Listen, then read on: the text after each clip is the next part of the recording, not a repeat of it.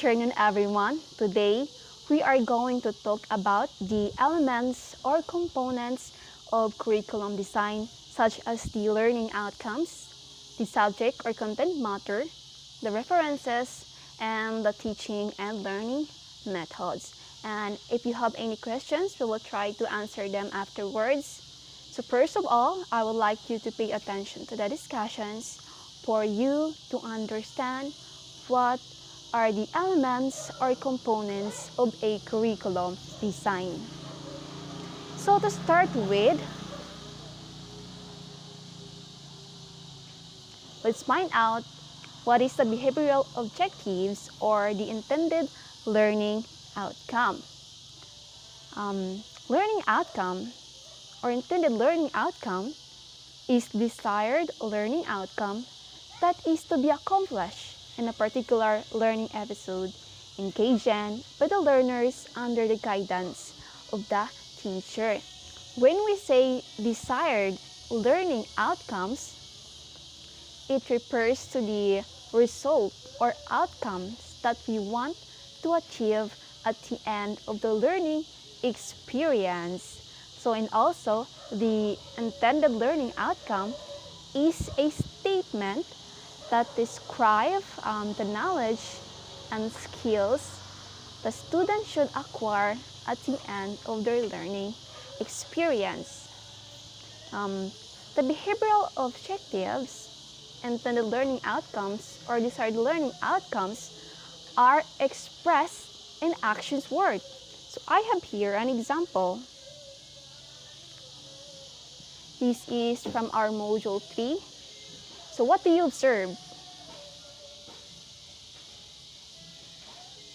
In the first word of each statement, those are an example of action verbs. So what is action words or action verbs? Action words are words that describe an action. So as you can see, in the first example, we have here define what curriculum design is. Define is an example of action word, meaning at the end of the learning experience, the student can define what curriculum design is. And also we have here identify and discuss. You might ask me if it's up to you. It's up to you on what action words can you use to formulate your own learning outcomes. Yes, you can, but we need to consider using the different taxonomy of educational objectives. Let's go back. So, for the development of cognitive skills, we need to refer to the revised Bloom taxonomy of objectives.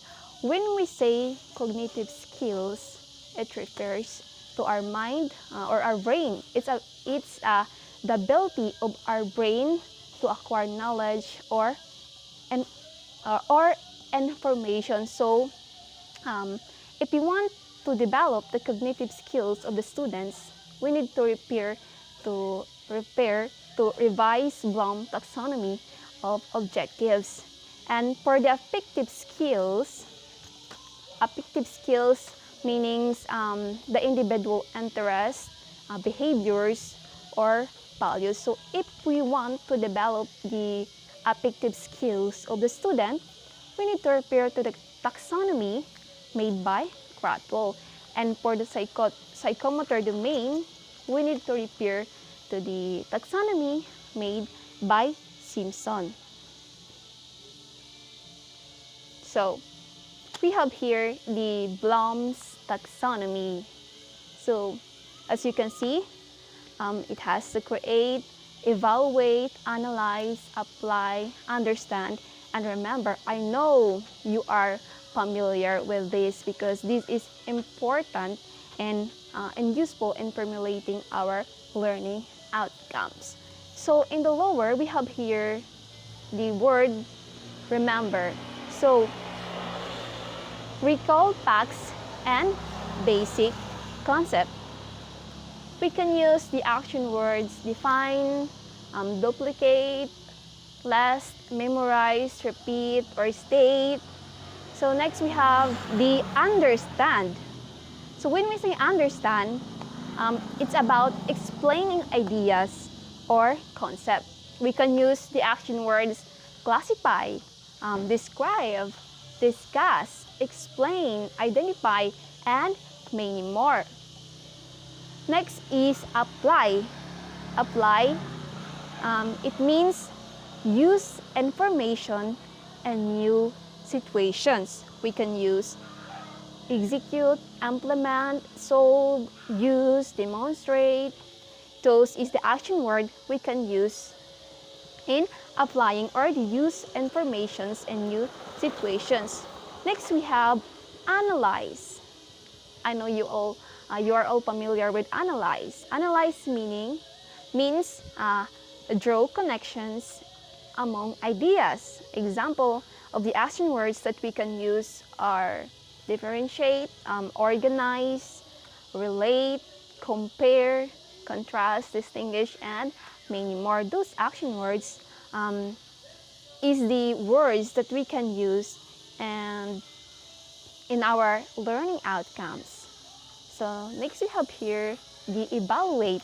Evaluate means justify a stand or decision. So we can use the action word appraise, argue, defend, judge, select, support, and many more. So at the top we have here create.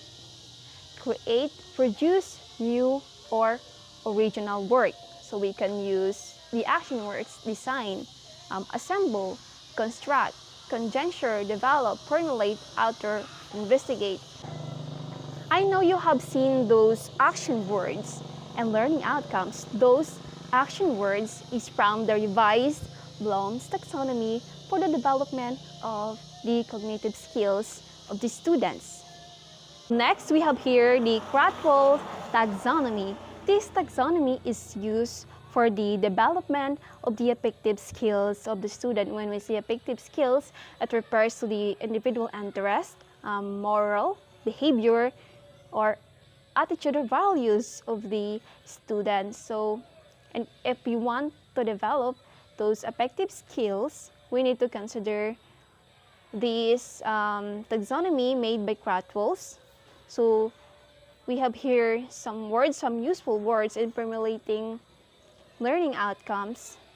About affective skills, we have here receiving and attending, responding, valuing, organizing, and characterizing. And receiving and attending, it means the willingness of the student to attend a particular stimuli in a classroom. We can use an action words, for example, ask, choose, describe, show. Those action words we can use and receiving and attending. Next, we have responding. Responding refers to the active participation on the part of the student. So we can use action words like answer, assess, or respond. For example, respond to the teacher questions. Next, we have here the valuing. The valuing is the value a student attaches to the learning experience. So we can use the action word, for example, appreciate. So example of learning outcome is appreciate a good literature. It means at the end of the lesson, the student can appreciate the good literature. So next we have here the organizing. Organizing values become systematic. So in organizing, this is where the values are bringing together. The values are organized.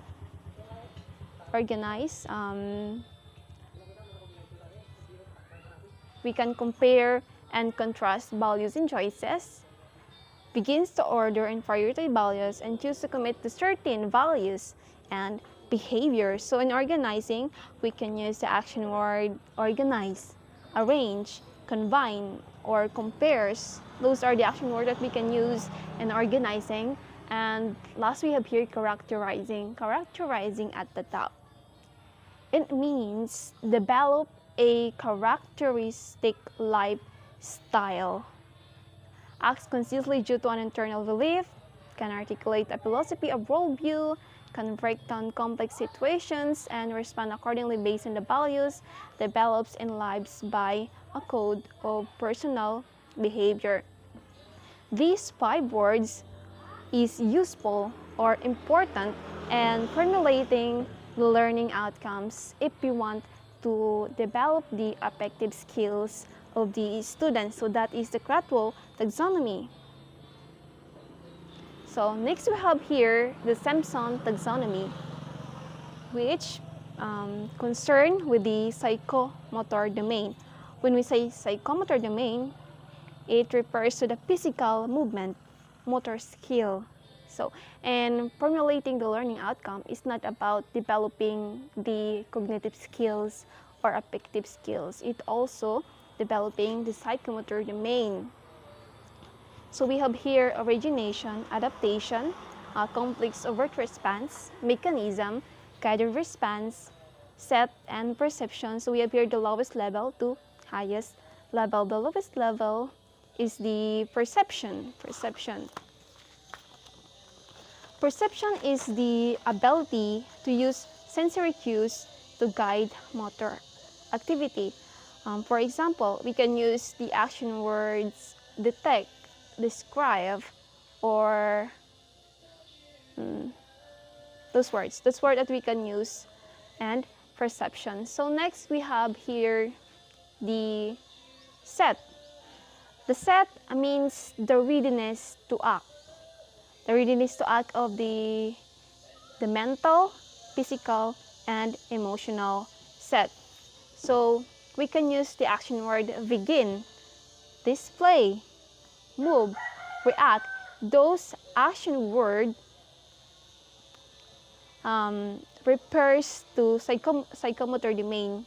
We use our motor skills. So next we have here guided response.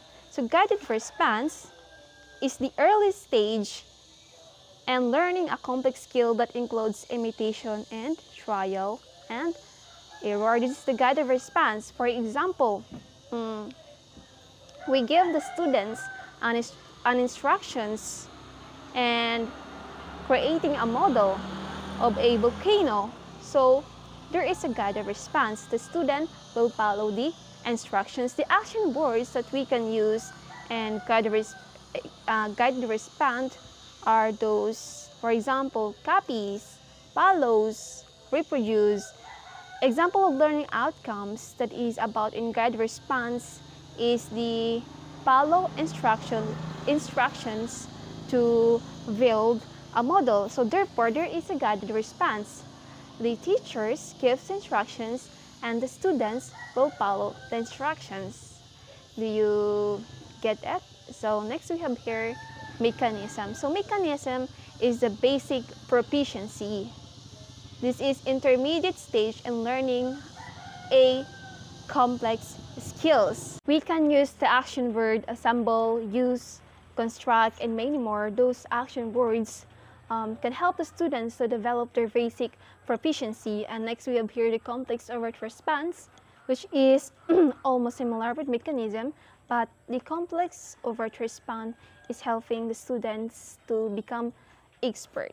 So complex overt response concern with the motor skill, the skill performance, which is there is a better performance than the mechanism. The action words that we can use are develop, construct, manipulates, or measure. So next we have here adaptations. After the students are develop expertise, next is the adaptations, which is the skills are well developed. So we can use action words like adapt, alter, rearrange, and revise. So last, the highest level, which is the origination. It is about creating new movement, to fit a particular situations or problem. This is kind of hard for the students, but the learning outcome should should have this, and able to develop the psychomotor domain of the students. So we are done with different taxonomy. So next we have here the statement should be smart. So behavioral objectives or intended learning outcomes, the statement should be SMART. Means specific, measurable, attainable, result-oriented, time-bound. So in formulating our learning outcomes, we need to consider these words. When we say specific, the statement should be clearly defined or identified. And when we say measurable, the learning outcomes are capable of being measured. Attainable, the learning outcome are able to attain or it is achievable. Result-oriented, when we say result-oriented, it only focuses on outcomes. So the learning outcomes should be result-oriented. And time-bound. Time-bound. This is important that we will know this, because in learning, in making the learning outcomes, we need to formulate an outcomes that are be able to complete in a particular period of time. So we need to remember this and making our statement or formulating our statement. So in framing learning outcomes, it is good practice to first express each outcome in terms of what successful student will be able to do and include different kinds of outcomes. So like I said earlier, we need to use the different, or we need to consider the different educational taxonomy of objectives for us to have different outcomes. We are able to help the student develop their cognitive skills. We are able to help the students develop their affective skills and enhance the psychomotor domain.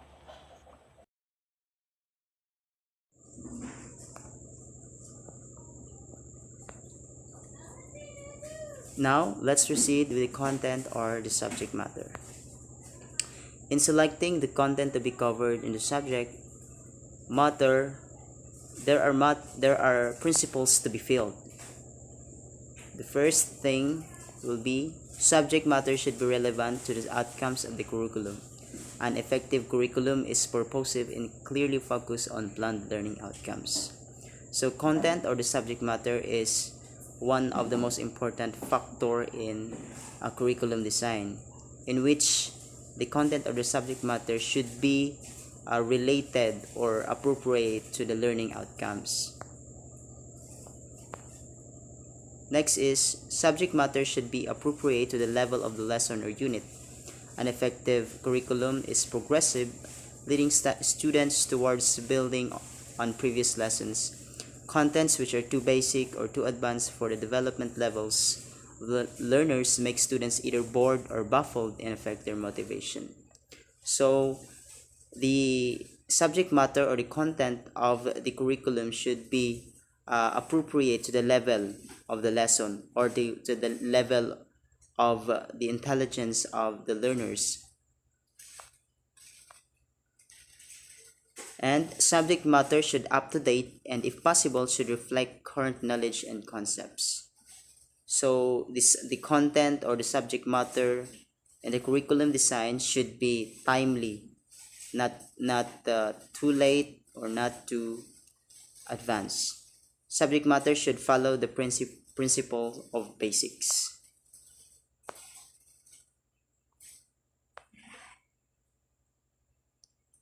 Okay, in curriculum design, we have to also include the references. So the reference follows the content. It tells where the content subject matter has been taken. The reference may be a book, a module, or any publication. It must bear the author of the material, and if possible, the publication's reference is important in curriculum design, which these are the sources of the information that are being put to the content or subject matter of the subject or lesson. So here are some examples given below.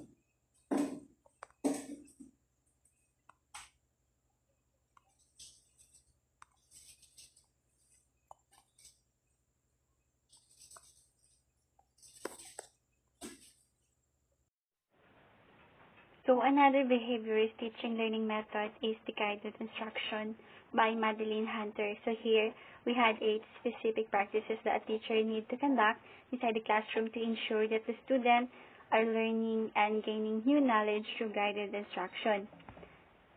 So the first one, we had review. So in here, a teacher may ask her student to summarize the main point and take note that in review, the discussion or the students and teachers are focusing on the previous lesson. Then the next one is the anticipatory set. So unlike review, in anticipatory set, the focus of students' attention are on the new lesson. So in here, a teacher may use or provide new materials to stimulate the interest of the students. Then the third one is the objective. So what are the things that our students need to learn and how it will be useful, so how useful the objective is. Then, input. So, of course, we need to identify what are the needed knowledge and skills that our students need to have in order for them to learn the new lesson. Then, fifth, modeling. So, we need to provide several examples or demonstration throughout the lesson, because as we already know that there are students that they can easily understand or learn the lesson through the use of example and demonstration.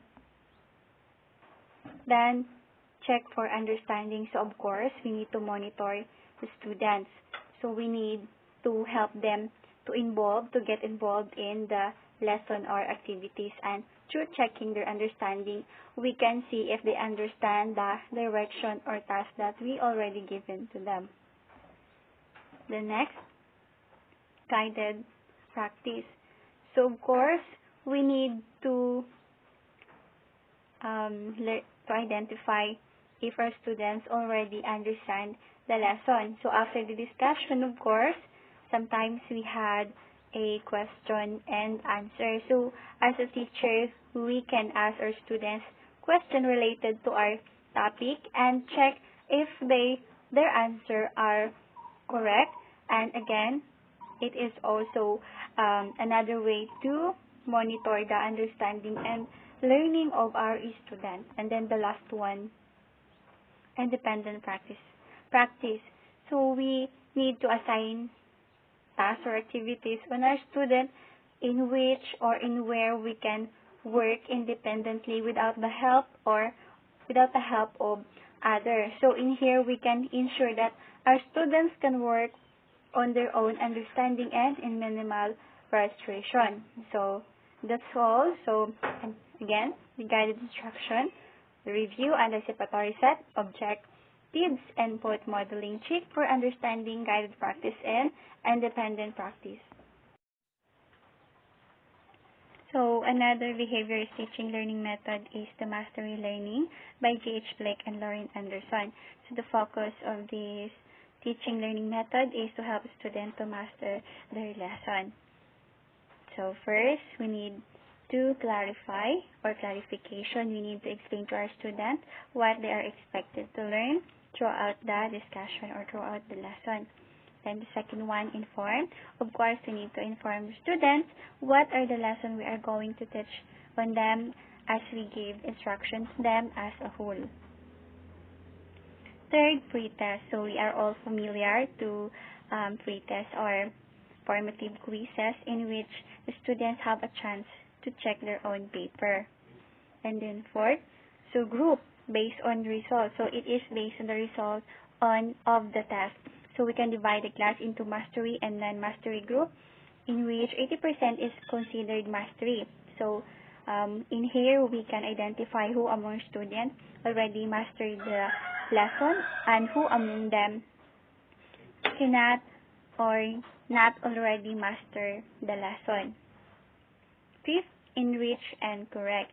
So give enrichment instruction to mastery group. So we can give enrichment instruction to mastery group or to those students who already mastered the lesson.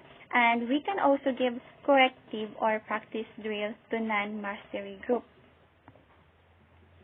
Then monitor. Of course, we need to monitor the students' progress, so vary amount of teacher time and support for each group based on group size and performance.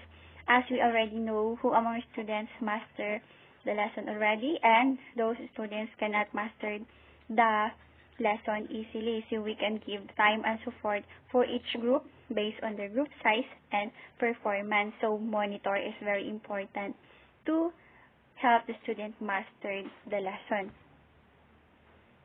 And then the next one is post-test.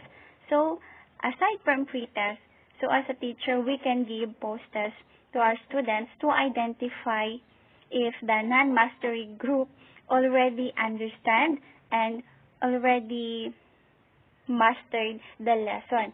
So post-test is also very important as pre-test. So next, assess performance. So at least 75% of the students should achieve mastery by the summative test. So in order for us to identify if our students or the whole class already mastered the lesson, so we need to assess their performance. So at least 75% of the students should achieve mastery by summative test. Then the last one is reteach. If not, repeat procedure, starting with the corrective instruction, small study group, individual tutoring, alternative instruction materials, extra homework, reading materials, practice, and drills. So, if our students did not already achieve the outcomes or desired outcomes, we can reteach or to repeat our procedure to help them master the lesson. So, if possible, so we can give them tasks or put them in a small study group, so we can tutor them alternative instructional materials, and we can give them extra homework and reading materials and help them, make them practice and drill in order for them to attain or to achieve the objectives of the lesson. So that's all. So again, in mastery learning, we have clarify, inform, pre-test, group, enrich, and correct, monitor, post-test, assist, performance, and reteach.